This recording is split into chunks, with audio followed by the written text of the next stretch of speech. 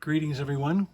Welcome to Redline Collectibles. This is a continuation of the box opening that we just did and the rest of the Redlines that will come out of this West Coast edition of our consignment toys that we're happy to assist you in perhaps paring down your Redlines as your, double, triple, quadruple. You've got lots and lots of them, and maybe it's time that you look at a couple of them and say, you know what, I'll put a box of whatever together and send them over to me, and I'll either auction them on our Facebook site called Studio-Redline every Tuesday.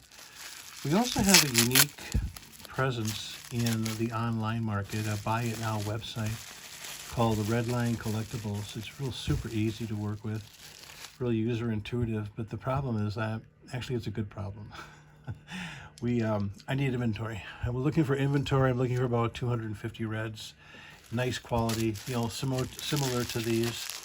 And then the biggest benefit that we noticed when we first launched the site, and we're super successful until I ran out of a lot of my inventory, was you reach a global audience, and they're able to, snatch up the toys in such a fashion that it's the red lines are placed quickly. I'll put it that way. There's not many orphans. If you put up a nice AMX as an example, here's a perfect example, right? That tweener color of lime that has no hood nick and it's got some marbling tone to it, etc. The engine bay is not oversprayed or anything like that. I do have an overspray one way in the back 40 back there. That one right there is, you open that hood up, it's open. That means it's sprayed. It had hot pink sprayed on its air filter, radiators, batteries, etc. This one, however, was not sprayed, and it could be a buy it now. So rather than wait for an auction, as an example, you send your cars to me with high quality reds, and I market them on our website, Redline Collectibles, and the stuff moves. It's incredible when you like these, like this clean coupe here. I'm sorry, the Vicky. This Vic is like an absolute space shot. It's so clean, the toning and adds to the flavor. Look how clean the grill and the two fenders are. So again, I'm open to it. Just curious, kind of like, sort of knocking on your door, wondering what you're thinking. And this is a racer. I can feel it already. Some red lines, before you even see the full assess of what the darn car is, you can tell by the weight that a noodle head occupies the plastic. This thing weighs a ton. As a comparison, if you had like a little custom Volkswagen in your hand, on one hand, and then you put the noodle head on the other hand, it's like Crusher City. That thing is one gigantic Sherman tank. That's why it ran and won so many races, just like the school does. What were your favorite race cars for winning when you used to do that with the tread? Look at this gorgeous aqua, guys. I'll take that residue off there with the rounders that used to be there. I use WD-40 purified water with a Q-tip, but then you have some very stubborn, side sticker residue as an example. That's what I do. I'm very, very careful with the product because, the thing about what the Handler family was doing there in Hawthorne and also in Hong Kong was they were using quality metal finishes, proper metal finishes, along with, really good prep and paint. And that paint is resilient even today when you really peel it back. The Redline era has a lot of its longevity and will continue to do so because, the Spectraflame, the preparation of the metal, as I just said, is it's just phenomenal. This looks like it could be an overchrome. I'm looking for any type of evidence of toning. If you see it, if you spot it, let me know. Looking super close here, guys. I'm going to put the binoculars on it, but typically you'll see, if you suspect an overchrome or a normal Boss Hoss as an example, always look at these quarter panels for toning spots, as well as, moving your way into the side. Go really close, go really slow. Look at it very closely to determine if in fact it qualifies to be labeled as an overchrome Hoss. Just, that's all. Just class over. Like that noodle head. All right, enough of that. Let's have some fun here. The cars that I'm opening up right now will all be for auction. Here's a Hong Kong Tri-Baby. Now, Hong Kong you don't see as often, so this color may be tough. I don't remember off the top of my noggin, but typically the Hong Kong, flavor of this casting along with the color. Now there is some edge wear, and I obviously see that.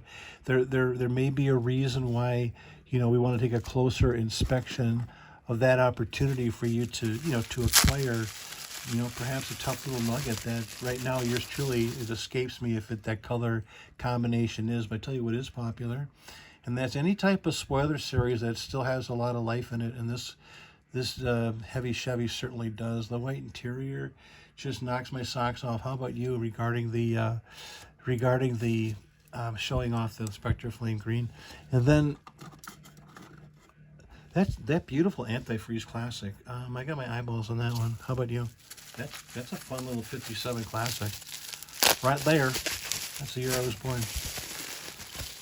And then last but not least is a putty interior. Looks like putty interior. The Beach Bomb. Looks like reproduction boards. And, you basically have a entry-level little bus here. The tips are still there for the tailpipes. That's always a good sign. Not too much wear on the glass. Does have some Hong Kong popping. Sure enough, a little bit of Hong Kong Fooey on the front.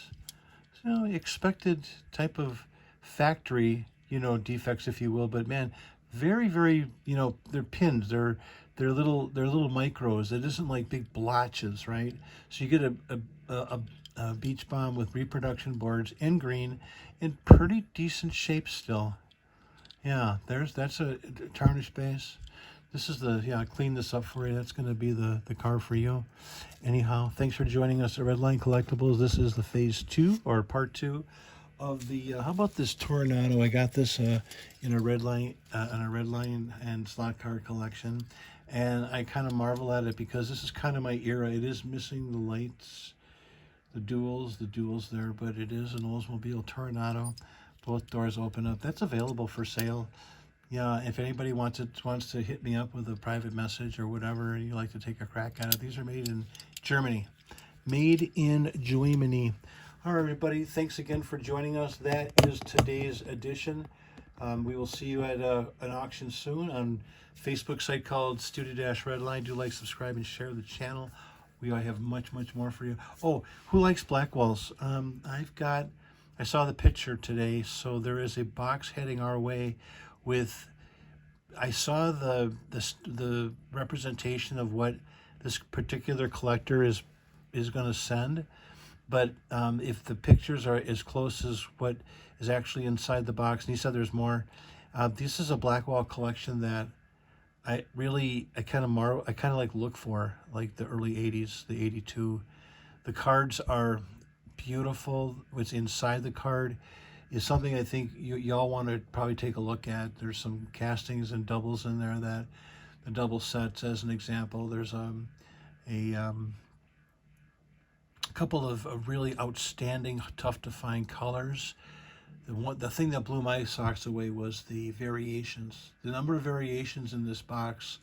I'm going to have to get an encyclopedia out from Hot Wheels, because the stuff that this consignor was rattling off was, I was like, I had to take a break and go over to my Wikipedia or whatever and try to determine exactly some of the details. But much, much more coming down the pike, and thank you for supporting us. We'll see you on a very soon. Remember, redlinecollectibles.com, and if you have some red lines, send them over.